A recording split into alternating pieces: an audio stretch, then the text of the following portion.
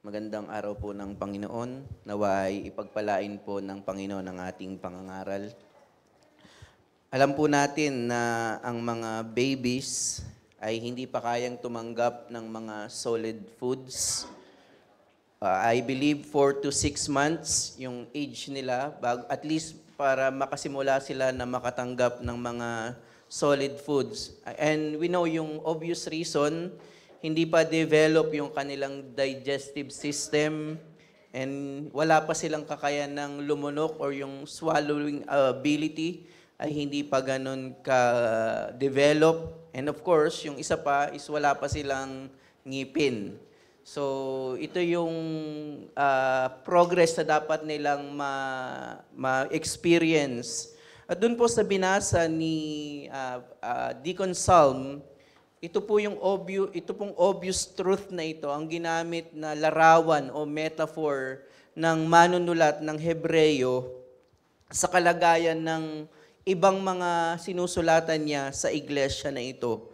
Kung maalala niyo po, tayo po ay may ginagawang serye sa tuwing ako po yung naka-schedule na mangaral. Ang ating pong ginagawang series ay ang sulat sa mga taga-Hebreyo. Kagaya po ng lagi nating paalaala, ang mga mananampalatayang ito, theologically, ay gustong bumalik sa mga seremonya, sa mga ginagawa sa lumang tipan. Natutokso sila na ibalik kung ano yung ginagawa sa lumang tipan. Pero gaya rin po ng ating laging paalaala, ang mas malalim na kinakaharap dito ng manunulat, ang danger na kinakaharap niya dito ay yung danger ng pagtalikod or apostasy. Naghahanap sila ng pamalit sa Panginoong Jesucristo, kaya paulit-ulit dito na ipiniliwanag sa iba't ibang mga paraan ang kataasan ng Panginoong Jesucristo or ang superiority ng Panginoong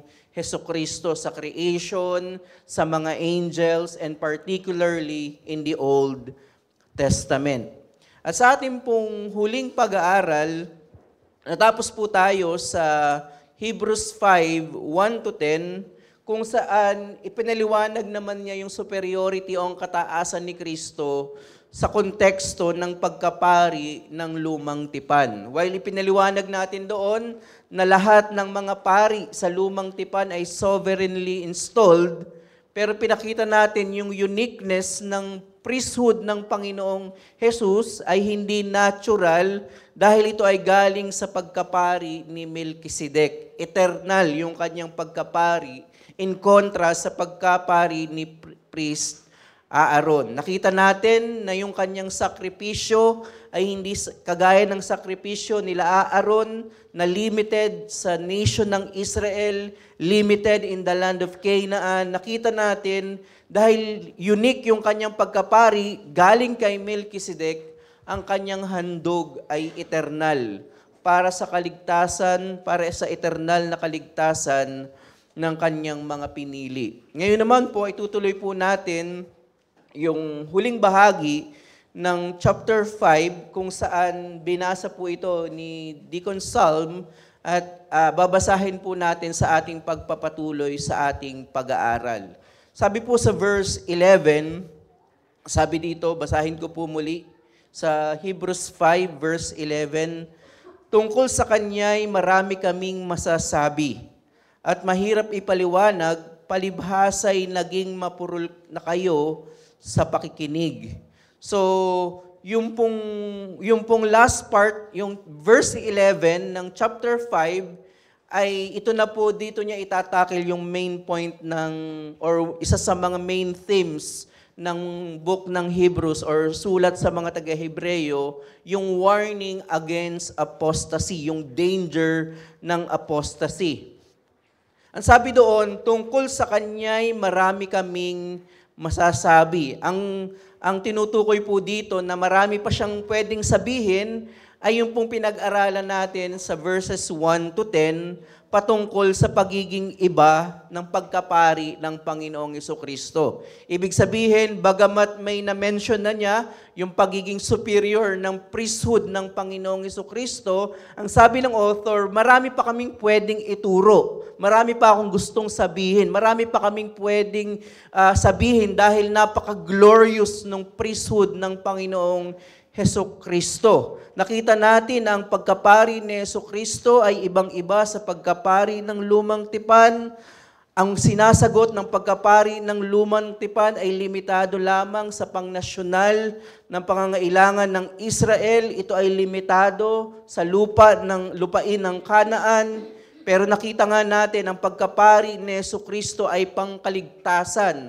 Bukod sa iba, yung kanyang pinagmulan kay Melchizedek, yung persona niya is both God and man. Doon pa lang pinapakita na yung superiority ng Panginoong Jesucristo. Pinapakita dito na yung kanyang paghahandog ay eternal. So, ang sabi ng author, marami pa kaming pwedeng sabihin patungkol sa mga magagandang katotohanan ito. At tayo po ay pwedeng makarelate sa point dito ng author. Kapag mga abstract theology, yung mga eternal things, parang ang sarap pakinggan. Pero kapag ang pastor is naging more personal na parang seemingly pinapatamaan na tayo, which hindi po yun yung point, pero parang dahil napaka-powerful ng word, parang personally, nagsasalita sa atin yung mga ngaral, parang medyo naiiba yung pakiramdam natin. Ganun po yung ginawa nung author. Pagkatapos niyang sabihin yung mga great truths about Christ, parang sa Tagalog is nangihimasok na. Mas naging personal na yung approach. At dito, ang sabi ng author, marami pa siyang masasabi pa tungkol dito, subalit nagkaroon siya ng pagbabago, parang nagkaroon siya ng pagbabago ng paksa. Theological pa rin yung sasabihin niya, pero makikita natin more on personal na. Yung personal na dinidil na dito ng author. At sabi doon, mahirap ipaliwanag. Bakit? Hindi dahil mahirap intindihin ang mga katuruan patungkol sa pagkapari ng Panginoong Jesucristo. Ang reason, kaya daw mahirap ipaliwanag, ang sabi ng author, sabi niya, mahirap ipaliwanag, again, hindi dahil mahirap intindihin yung tinuturo ng author, ang sabi doon, palibhasay naging mapurol na kayo sa pakikinig. Hindi dahil mahirap intindihin yung lumang tipan, hindi dahil mahirap intindihin yung Christology na itinuturo dito ng author. Ang reason kaya nahihirapan siyang ipaliwanag ay dahil ilan sa mga hearers niya ay naging mapurol sa pakikinig. Ipinapakita po ng verse na ito na yung word na ginamit, palibhasay naging, ibig sabihin, yung dati nilang kalagayan, maaring nung una nilang naintindihan na si Kristo ang katuparan ng mga seremonya sa lumang tipan, ay naroon yung excitement nila sa pag-aaral ng lumang tipan. Excited sila kapag binubuksan nila yung Old Testament, nakikita nila ang Panginoong Jesucristo sa mga katuruang ito. Subalit ngayon, nagkaroon po sila ng ibang appetite. Naging mapurol sila sa pakikinig. Ang sabi doon, naging mapurol kayo sa pakikinig. Nag-iba na ang kanilang appetite, naging matabang na ang panlasa nila sa salita ng Diyos. At napakasakto po, napakatalino ng author. Marami na siyang ipinaliwanag mula chapter 1, chapter 2, about sa chapter 3 hanggang chapter 4, hanggang chapter 5. Malinaw na ipinakita niya doon yung superiority ng Panginoong Hesukristo. Nung itatakil na niya yung pinaka-main point, pinaka-warning niya against apostasy, napakaganda po ng inunan niya ay yung unang senyales ng apostasy o pagtalikod. Ito po yung unang senyales na pinapakita dito. While meron na itong mga allusion dun sa ilang mga chapters na pinag-aralan na natin, pero makikita po natin, explicitly ang sinasabi po dito ng author, ang unang senyales ng pagtalikod ay hindi mo na nalalasahan ng matamis ang salita ng Diyos. Yun yung unang senyales nung pinoint out na tinakel na nung author yung personal niyang approach dito. Hindi ba tayo rin po ay nakaka-relate sa sinasabi ng author nung una nating naintindihan ang Ebanghelyo, either kahit nasa context ng pagiging typical evangelical or reformed, kahit di pa natin nauunawaan yung reformed theology, pero nung tinanggap natin ang Ebanghelyo, kahit hindi pa ganun tayo ka-knowledgeable, nandun yung excitement natin na marinig ang Ebanghelyo. At dahil parang napakagandang movie na gustong-gusto mong i-share siya sa iyong mahal sa buhay, di ba't ganun yung kalagayan natin nung una nating narinig ang Ebanghelyo? Nandun yung passion na i-share natin ito dahil matamis para sa atin, para sa iyo, ang salita ng Diyos. Subalit mas nakakalungkot, may mga panahon na kahit tayo ay nasa Reformed theology na, hindi na nagiging espesyal ang pakikinig natin sa salita ng Diyos. Ito ay nagiging ritual, repetitive, na parang ito dapat lagi ang gawin. Pero ang hamon dito, ang sinasabi dito, yung danger ng malamya na pakikinig, mapurol na pakikinig. Kaya po bilang mensahe, while negative yung sinasabi dito ng author, gagawin nating more on positive. Ito po yung mensahe natin for this morning. Ang lunas sa pagtalikod ay ang panunumbalik sa maalab na pakikinig at pag-aaral ng mga katuruan patungkol sa Panginoong Hesukristo.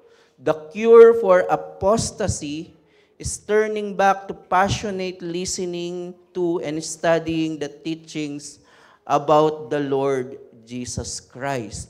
Kung ang unang senyales ng pagtalikod ng isang mananampalataya, ang apostasy po ay hindi po nangyayari ng overnight. Or ngayon, okay ako, ang ganda ng gospel para sa akin, kinabukasan, ayoko na kay Kristo. Hindi po ganun.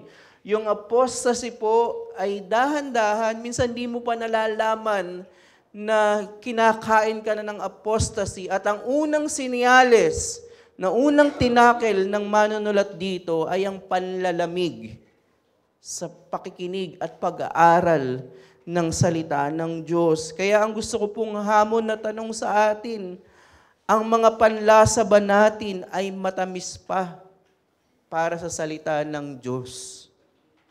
O ito ay parang kanin na lamang na kapag walang masarap na ulam, ay hindi, parang ayaw nating kainin pag rice lang. Ang ating bang mga panlasa ay matamis pa sa salita ng Panginoon.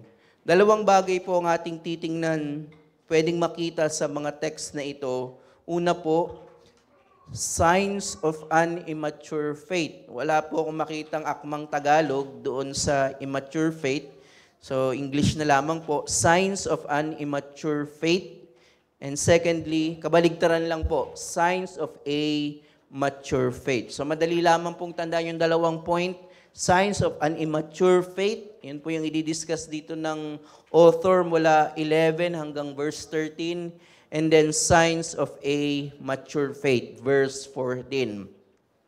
Malinaw po sa verse 11, kagaya po ng na-mention ko, na itinigil muna ng manunulat ang pagtuturo niya patungkol sa pagkapari ng Panginoong Hesukristo sa dahilan na naging mapurol daw sila sa pakikinig. At nagpatuloy po ang manunulat sa pagbibigay ng exhortation o pagtutuwid sa kanila. Ang sabi po niya sa verse 12,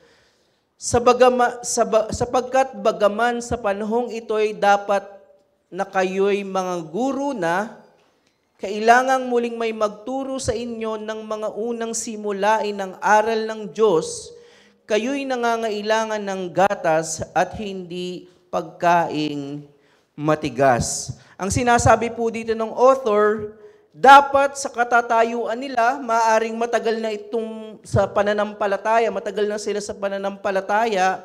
Ang sabi doon ng author, dapat sila ay mga guro na.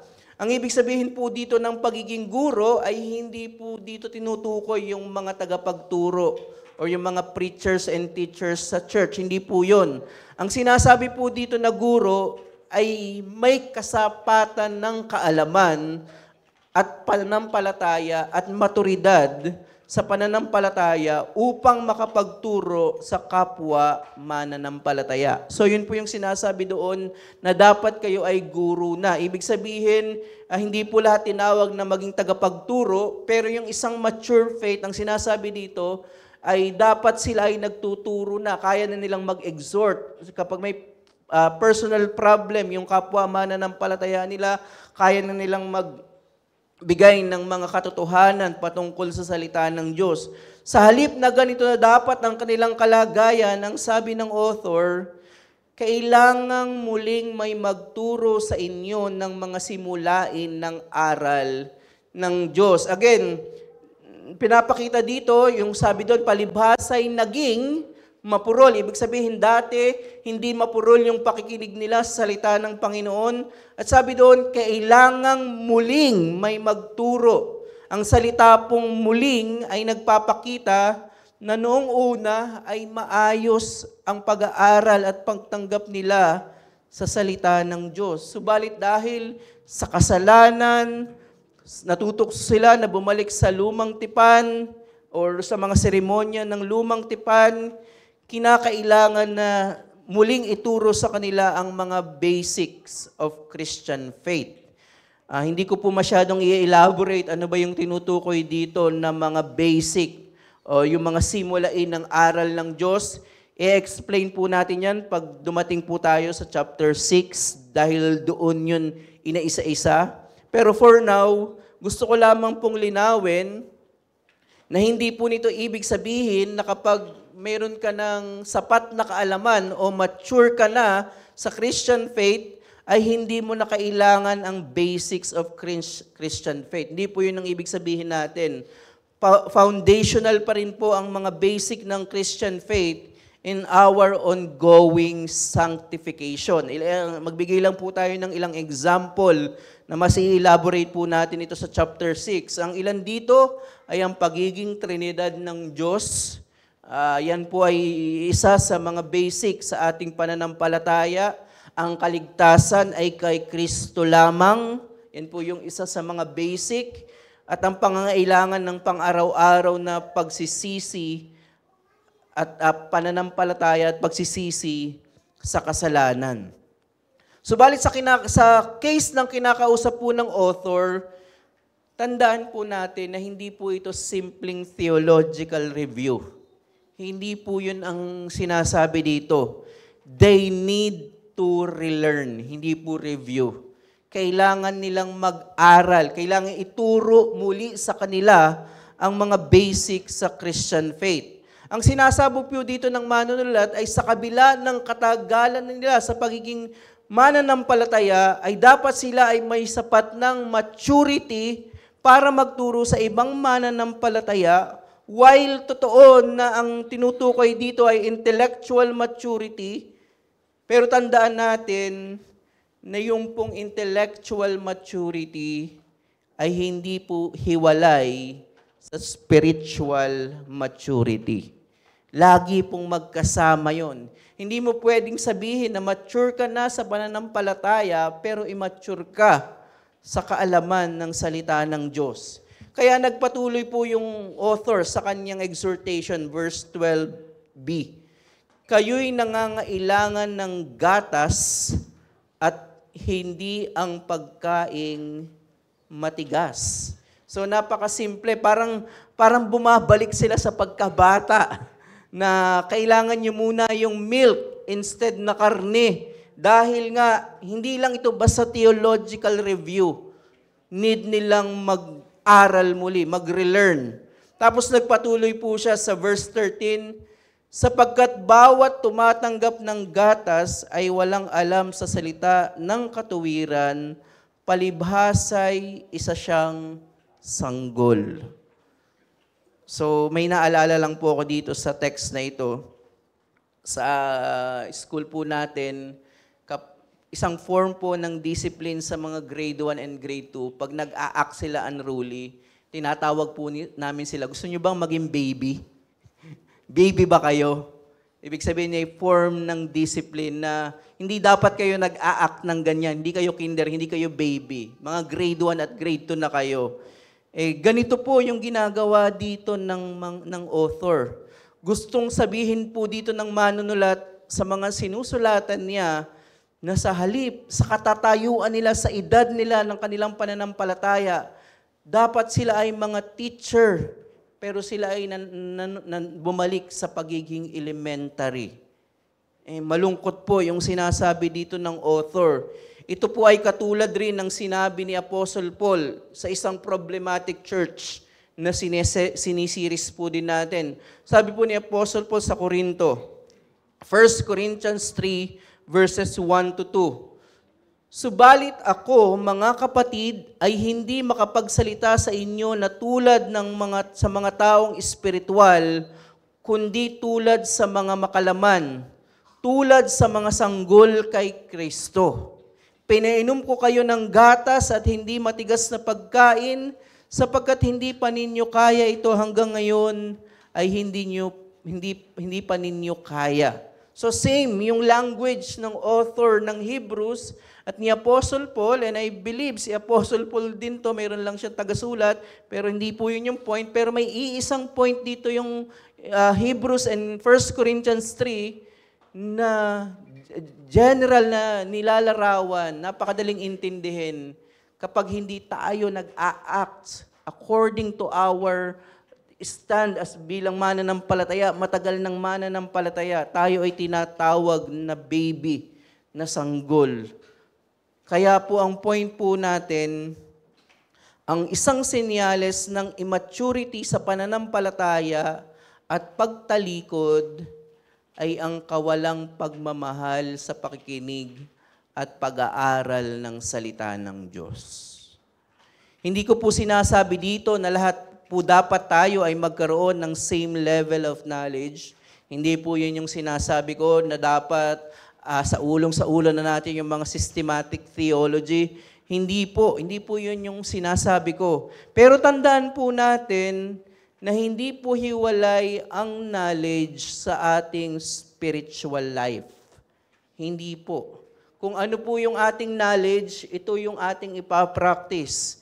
Kaya po, yung pong kawalan ng pag-ibig sa pag-aaral ng salita ng Diyos, hindi po lang yan intellectual problem. Problema po yan spiritually. Una po ay spiritual ang problema dyan. Sabi ni Albert Mohler, believers have a moral responsibility to know and understand Scripture. We often act as if our biblical ignorance is merely a matter of God hiding or withholding knowledge from us. Yet Scripture teaches us that our ignorance of God's Word is a moral problem, not an intellectual one. When we deliberately ignore God's Word for whatever reason, we sin against the Lord.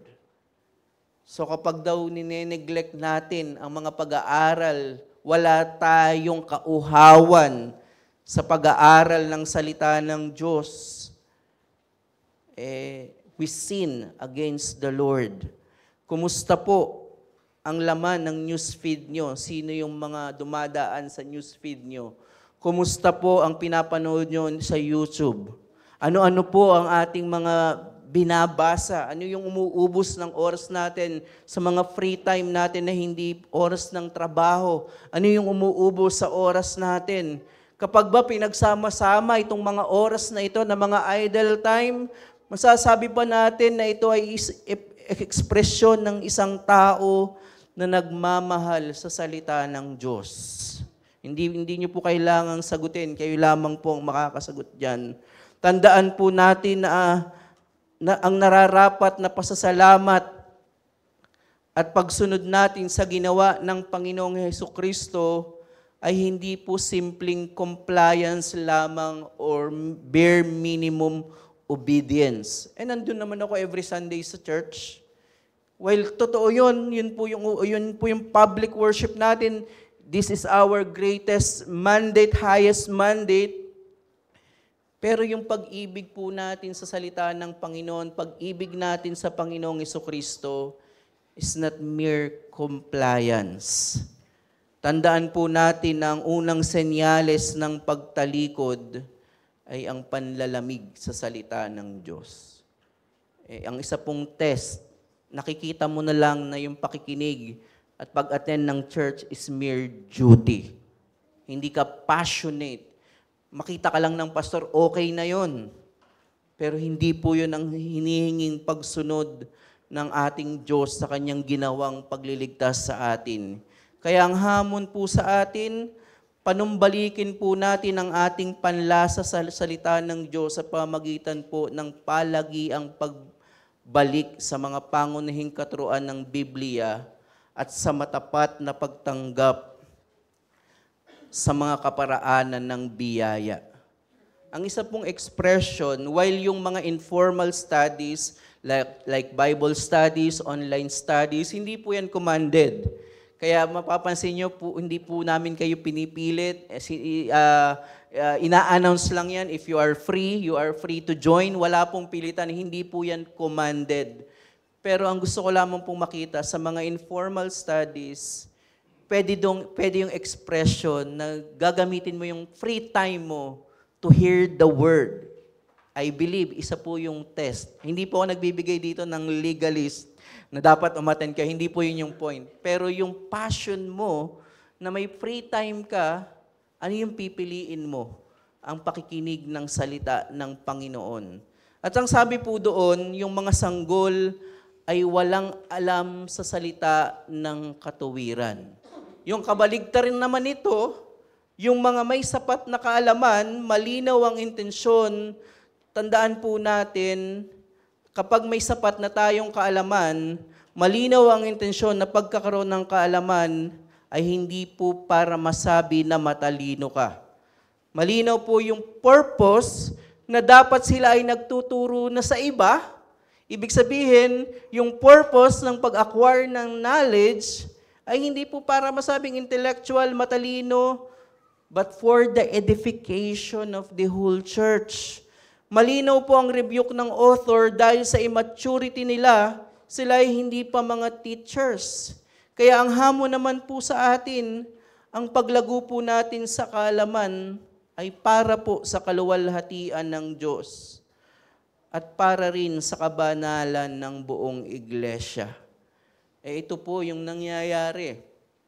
While yung mga Pentecostal and Charismatic, mere sentimentalism, may love, kung ano yung nararamdaman, mahalaga yung relationship.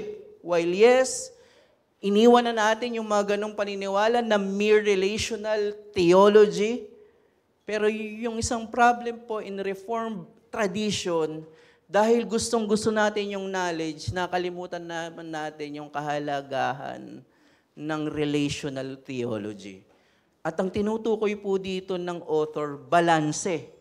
Ang intention ng pag-acquire nila ng knowledge at hindi pag-acquire, kaya hindi sila nakakapagturo dahil hindi sila nag-acquire ng knowledge, pero yung intention is for the building up of the church. We pursue theology for the growth of the whole church. Dapat po yung challenge, pag nag-aaral tayo ng salita ng Panginoon, ang daming alam ni kapatid, dapat ganun din ako. Hindi ganun po yung challenge. Dapat po ang ating challenge, gusto kong mag-aral ng salita ng Panginoon for my own sanctification at para po sa edification ng church.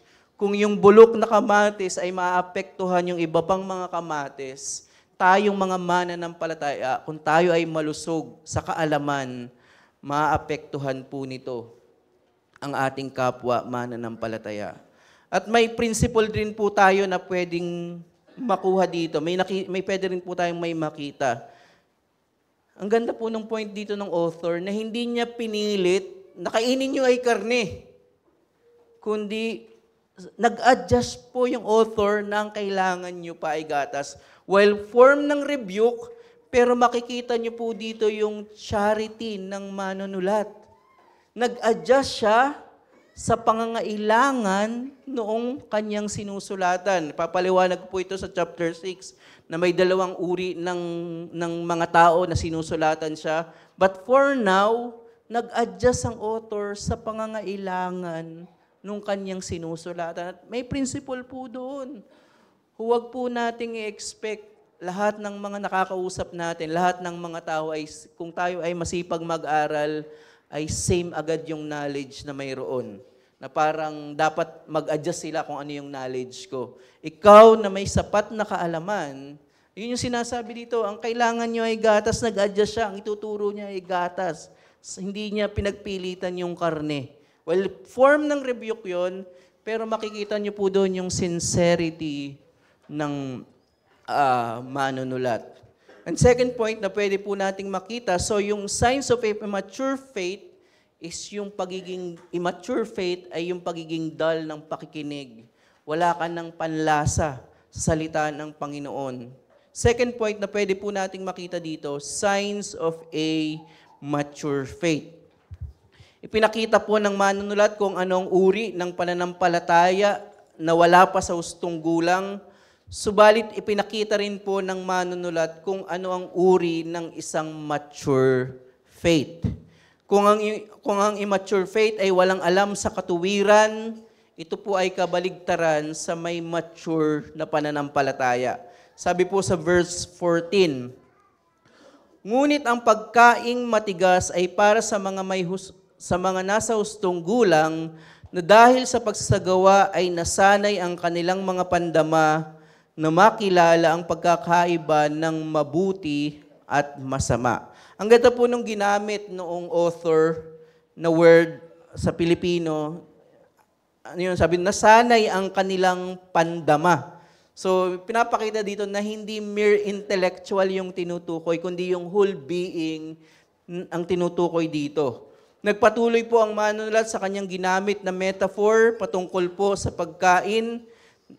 Sa context naman ng verse 14, yung may mga hustong gulang, marami po tayong pwedeng sabihin sa mga marka ng isang mature faith at lahat po ng kabaligtaran ng immature faith, pwede po natin yon. Kasama po dito ang passion na pag-aaral sa pag-aaral ng salita ng Diyos, pwede rin po yung maging sign ng mature faith. Pero related pa rin po dito, ang gusto ko pong pansinin, yung pong sinabi ng manunulat, na kapag ang isang mananampalataya ay lumalago sa kaalaman mula sa salita ng Diyos, ang magiging resulta nito, sabi doon, na dahil sa pagsagawa ay nasanay ang kanilang mga pandama na makilala ang pagkakaiba ng mabuti at masama. Ang ganda po noon, nasanay ang kanilang pandama, naging habit ng kanilang katawan, ng kanilang pag-iisip, ng kanilang puso, ang mga katotohanan ito. Kaya sa mga mananampalatayang ito, ang sinasabi ng author, madali nilang makilala kung ano po yung mabuti at masama. So hindi lang po ito basta theological, mga false teachers. Kasama po yun, pero malinaw po dito, ito po ay both theological and ethical. Kaya po ang virtue po na tinutukoy ng manunulat dito ay yung pagkakaroon po ng discernment. Pagkakaroon po ng discernment. Ibig sabihin, may sapat tayong kaalaman at pandama kung ano ang nararapat na gawin sa isang situation. Let's say may isang parang seemingly white lies in your workplace. Meron kang automatic, parang nag-turn on agad yung pandama na yon na alam mo na mali yung gagawin na yon. Dahil nga, nasanay ka, inilangoy mo yung sarili mo sa salita ng Diyos at meron din kakayanan kung ano yung malaman yung tama at maling katuruan. Kagaya po ng mga kinakausap po dito ng manunulat, ang ilan sa kanila dahil sa kanilang panlalamig sa salita ng Diyos, ay natutukso na bumalik sa mga seremonya ng lumang tipan. Kailangan ituro ulit sa kanila ang mga basics of Christian faith. At dahil dito, sila rin po ay mabilis, madali na nadadala sa mga maling aral. At ang sunod po dito ay ang danger na mahulog po sila sa pagtalikod. Kabaligtaran po sa mga mature sa pananampalataya, sa mga immature sa pananampalataya, sila ay may hustong kaalaman at pag-ibig sa salita ng Diyos at dahil dito, mayroon po silang discernment. Mayroon silang kakayanan na distinguish kung ano yung tama at mali. Kapag may narinig silang katuruan, nakita nila, mabilis yung kanilang mind na, false teaching ito. Meron kagad silang ganong discernment. Gusto ko lang pong ulit i-quote si Moeller sa definition po ng discernment. Sabi ni Albert Moeller, discernment is a higher order of thinking and can only be acquired through diligent training and experience. We want surgeons whose powers of discernment have been trained by constant practice. Similarly, if we want to mature as Christians, we must train our powers of discernment by constant practice. We should go thoroughly consider and internalize the fundamentals of the faith that we are able to teach them to others and discern good from evil.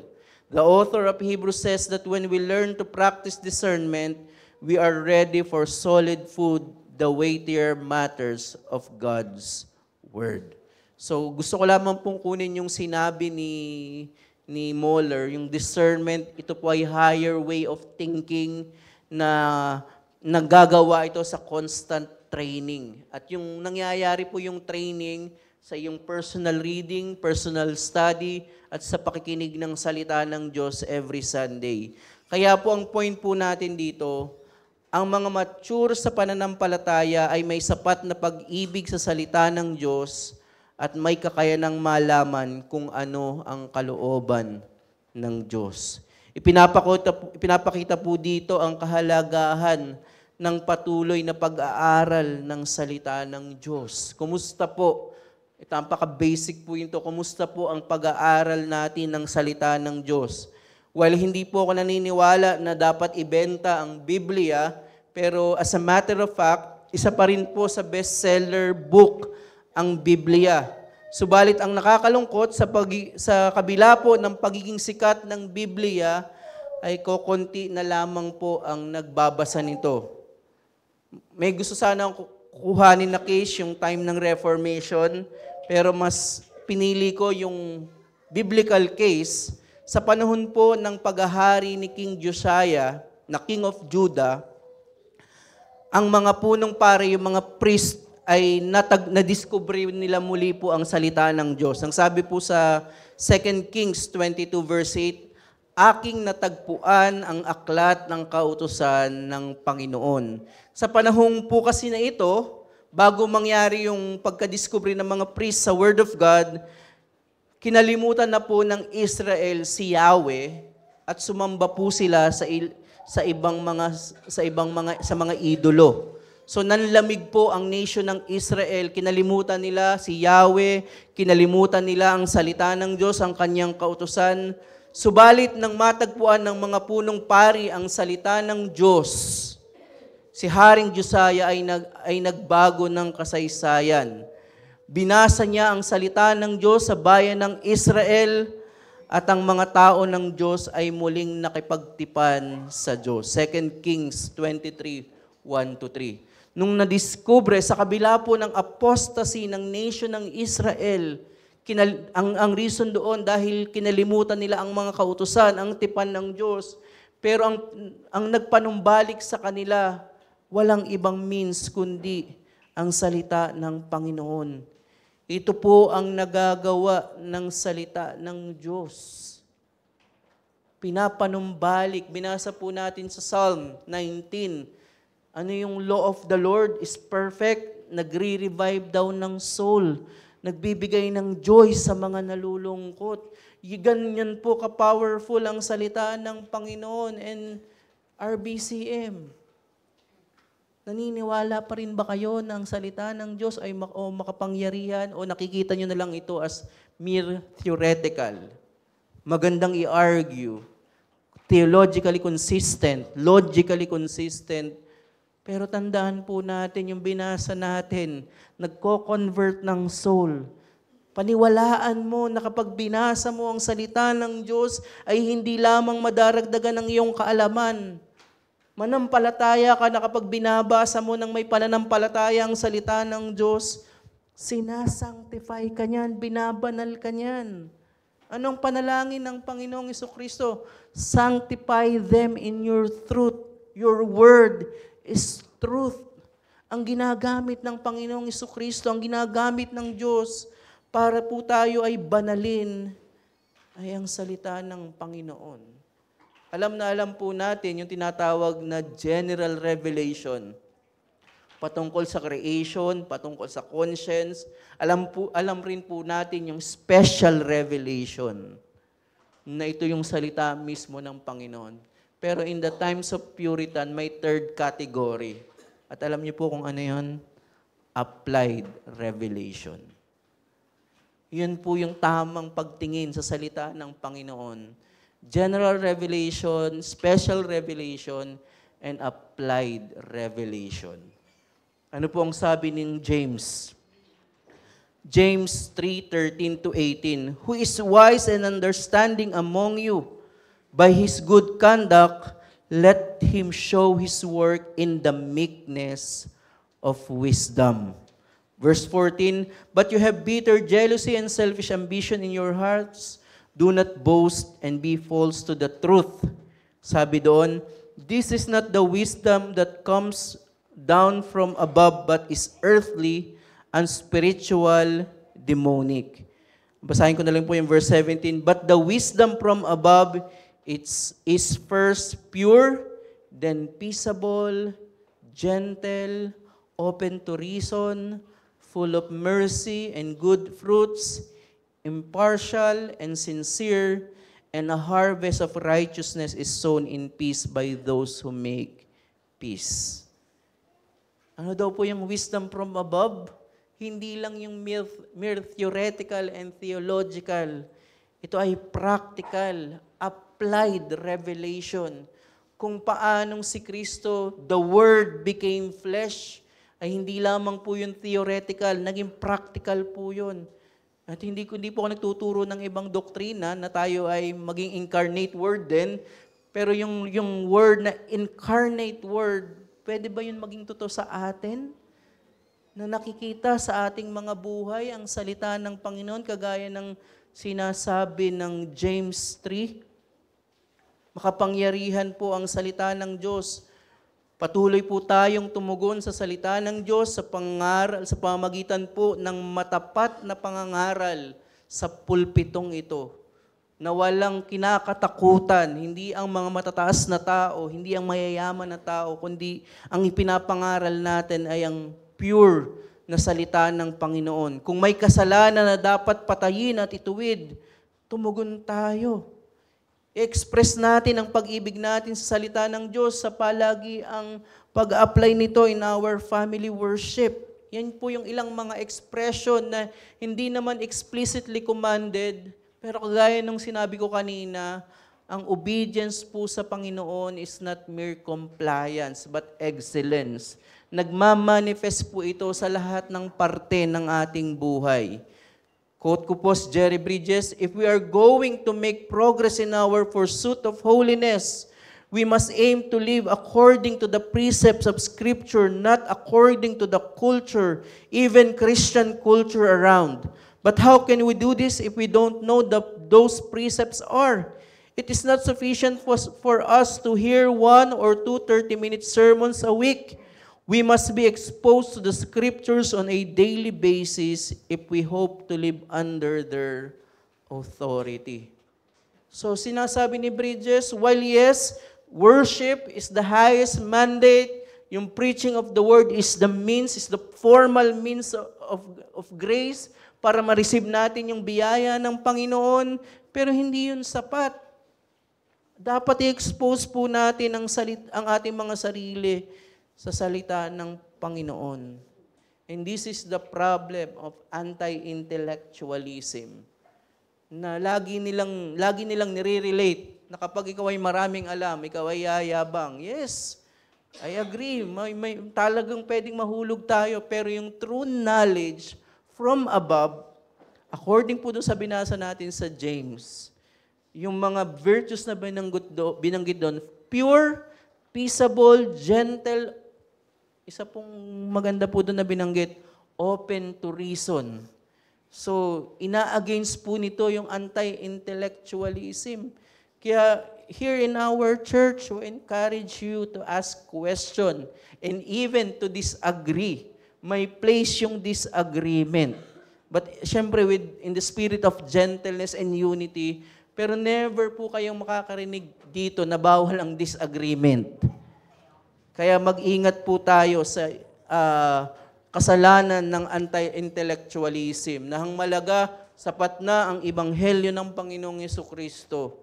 Totoo yun, amen. Pero hindi lang yun ang command sa atin ng ating Panginoon. Hindi po hiwalay ang paglago sa knowledge at paglago sa spiritual. Iisa po yun. Yung true knowledge po ay spiritual. Kaya hamon po sa atin na may mga sapat ng pananampalataya o kaalaman, dapat mas maipakita po natin ito sa ating pag-ibig sa kapwa mananampalataya at sa iglesia. Kagaya po nung sinabi ko kanina, habang lumalago po tayo sa kaalaman, kasabay po nito, dapat ang paglago natin sa ating kapwa. Dapat po yun ay nakikita, hindi lang sa salita. Yan yung point ni James. Hindi lang sa salita, kundi sa ating mga gawa.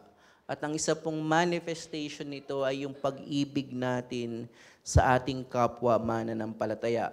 Kagaya ng author, willing siyang mag-adjust, ang ituro muna niya ay gatas. Dahil sa kanilang katatayawan for now. Ganon din po. Willing tayong mag-adjust, willing tayong mag-sacrifice, willing tayong makidalamhati sa mga nalulungkot, at willing rin tayong mag-rejoice sa mga nakakatanggap ng mga victories. And sadly, may mga Kristiyano na kapag ang isang kapatid ay nagpo-progress, even materially speaking, wisdom, knowledge, victory sa workplace, at kapag na-post lang sa social media, sadly, may mga mananampalataya na i-judge agad yung taong yon as nagbabrag, nagyayabang. Instead, na mag-rejoice tayo, una sa Panginoon, dahil na-attain niya yung mga victories na yon. At yun po yung applied revelation, yung sinasabi ni James. At ito po yung sinasabi rin ng manunulat ng Hebreyo. Ang mga tao na may hustong pananampalataya, gulang sa pananampalataya, ay may kakayanang magturo, may kakayanang magmahal. At kaya habang po tayo ay lumalago sa kaalaman, yun po yung gusto kong huling iwanan, lumalago rin po dapat tayo sa pag-ibig natin sa ating kapwa mananampalataya at sa buong iglesia. At ito po yung layunin ng pagkakaroon ng isang mature faith. It implies na kapag tayo ay may mga mature sa atin, di man lahat, maapektuhan po nito yung whole body. Kaya ang huli po nating pwedeng makita, huwag po nating ihiwalay yung pag-aaral natin sa salita ng Panginoon, pagpa-personal devotion natin, pagpa-family worship. While beneficial yon, may direct benefit sa atin, pero huwag po natin ito laging ihiwalay sa kalaguan ng buong iglesia. Lahat ng ginagawa natin na pag-aaral ng salita ng Panginoon, individual man, family man, or may mga Bible studies, ang intention niyan is for the edification of the whole church. Tayo po'y manalangin. Aming Diyos, maraming salamat po sa aming narinig, sa simpleng paalaala, sa kahalagahan po ng pakikinig at pag-aaral ng salita ng Diyos. Salamat po na sa rebuke niyo po sa iglesia na ito, sa Hebreyo, na sila ay naging dull ang pakikinig, nanlamig sila sa salita ng Panginoon. Pero nandoon po yung habag mo sa kanila, na sa kabila po ng kanilang panlalamig, ibinabalik niyo po sila sa inyo pong salita. At ganun rin po ang nararanasan namin, may mga panahon na kami po ay nanlalamig sa inyo pong salita. Subalit salamat dahil ipinapakita niyo po ang inyo pong katapatan, dahil sa kabila ng kawalan namin ng kagustuhan na makinig ng inyo pong salita, dinadala niyo po kami weekly dito sa church upang marinig ang inyo pong salita. At bigyan niyo po kami ng biyaya upang magkaroon ng sapat na pananampalataya na hindi lang po ito nakikita as mere intellectual, nakikita po namin ito as spiritual and moral. Bigyan niyo po kami ng biyaya na ito sa kabila po ng aming maraming kaalaman, nawa ay dumami rin ang aming pag-ibig at may practice po namin ang inyo pong mga salita. Kung paanong si Kristo ay namuhay sa inyo pong salita, sa kanyang biyaya, kami rin po ay makakapamuhay ng kagaya ng imahe ng Panginoong Jesucristo. Salamat po sa pangaral po ng inyo pong salita. Ito po ang aming panalangin sa pangalan ni Jesus. Amen.